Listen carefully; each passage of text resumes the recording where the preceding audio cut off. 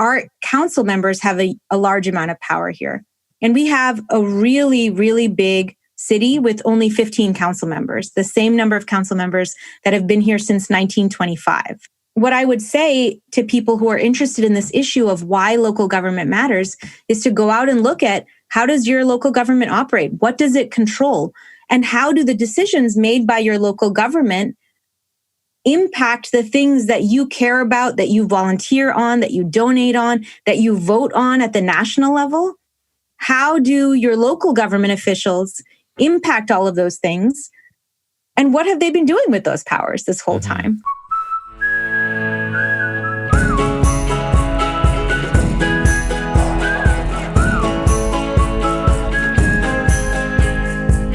Can you talk to us about that? Like, how are you speaking to youth in a way that is galvanizing them to be involved and take action? I think a big point of entry for young people into our campaign has been through our focus on environmental issues. So we've been endorsed by groups like the Sunrise Movement in LA, by Food and Water Action, by these groups that are really taking a lot of ambitious action on the ground to fight climate crisis, and who are really focused on using every tool that the city has at its disposal to fight climate change. And the city does have some good tools. But I think in our campaign's focus on those tools and how do we use them and how we take action on it, I think we reflect the urgency of young people who are moved to really be involved on climate issues. And we're seeing that all across America, and LA is no different. And so we made a special effort in the beginning to reach out to school students. We spoke at a couple of schools. Especially students at all girls schools are really excited to talk to me because they want to see women who are running for public office. They want to see women who are not necessarily the usual suspects, for public office, to be out there talking about it. And so we've also cultivated that interest and invited them in. And we actually have a youth organizing hub that meets every week. They run their own phone banks. They do their own canvassing. They talk to their parents and their parents' friends about the race. It's really, really exciting. Isn't it? It gives me a new level of energy, seeing that excitement and that passion coming out of our youth, because they are our future leaders. Mm-hmm. They are our future big business, corporate owners, as well as the everyday people, and they're going to be shaping our communities.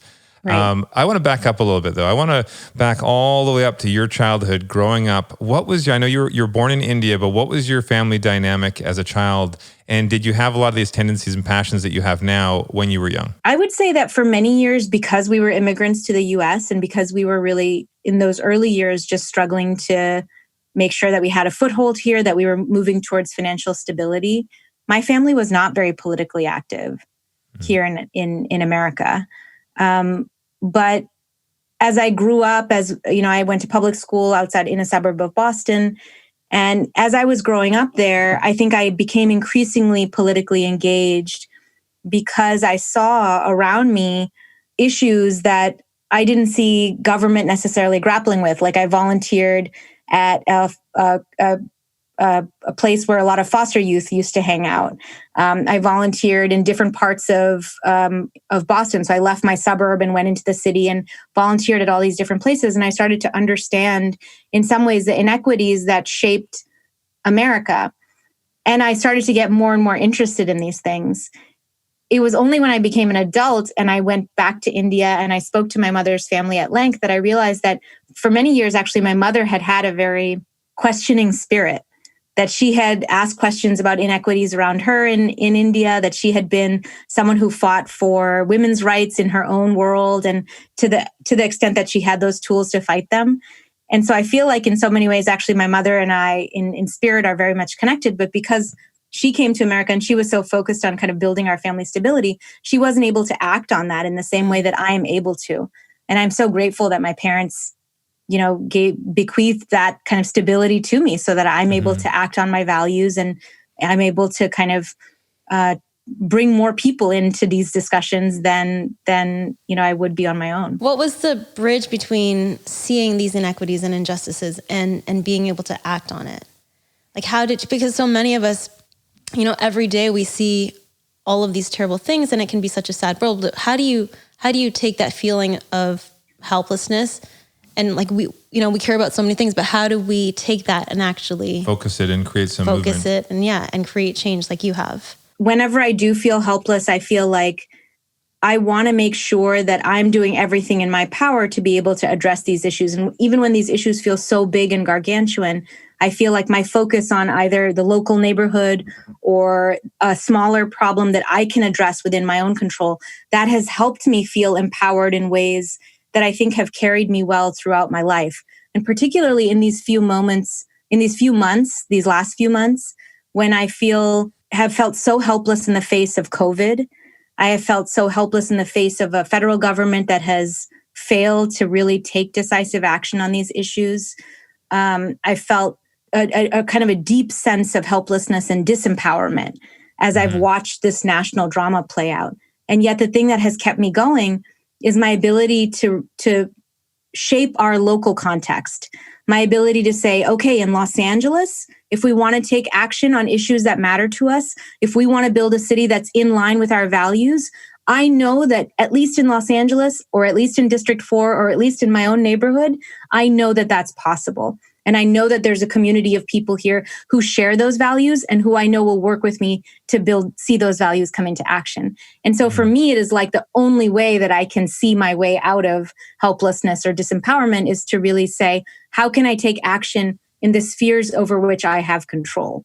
And, it has served me particularly well, I think, with all of the anxiety of these recent months. When you, looking at homelessness, I know you have initiatives that you're supporting strongly to bring positive change with our issues of homelessness here in LA, as well as just the housing crisis in general. When you have traveled back home to India, we actually went on a trip to India with a charitable organization years ago, and we were working in the slums of New Delhi, trying to bring awareness to a lot of the concerns and issues about child trafficking, child labor, housing issues in general, and conditions of living, and bringing education. It's an extreme. Like when we were in the slums in those areas, when you look, there's so many beautiful areas in the big cities of India, but there is also that extreme. There's wealth, and then there's a lot of extreme poverty. Has that affected you with how you're countering some of the issues here in America? Because again, like I said, what I saw is that it's a completely different level of extreme. Two things have really become apparent to me as I've thought about the contrast between my experiences in the two places. So one is that I am struck often when I'm thinking about homelessness, that in some ways I'm doing the same things in India that I am doing in LA, right? So in India, in Chennai, one of the things that we did through Transparent Chennai was to count public toilets and to evaluate their quality. And here in Los Angeles, one of the things that we were doing in response to homelessness was to look at the kinds of public sanitation services that were available for people experiencing homelessness here in LA. And I remember being struck when I was doing that work, thinking about, wow, gosh, I'm looking at this same question in two countries that are of such vastly different levels of wealth and poverty. And so in many ways, actually, the thing that has driven me in my work here is that I feel like we have the resources to address this. Exactly. Much more so than in a country like India, right? And that here it's far more a question of how those resources have been used, how we are distributing those resources, and what we are prioritizing either as a city or as a state or as a country in terms of the work that we're doing. I feel like with the resources that we have, it is totally possible to have a significantly better response to the issues around poverty that we face here. And one last thing, at the beginning of our chat, you said this is kind of the more stressful time of the campaign. What have you been doing to take care of yourself? Oh my goodness.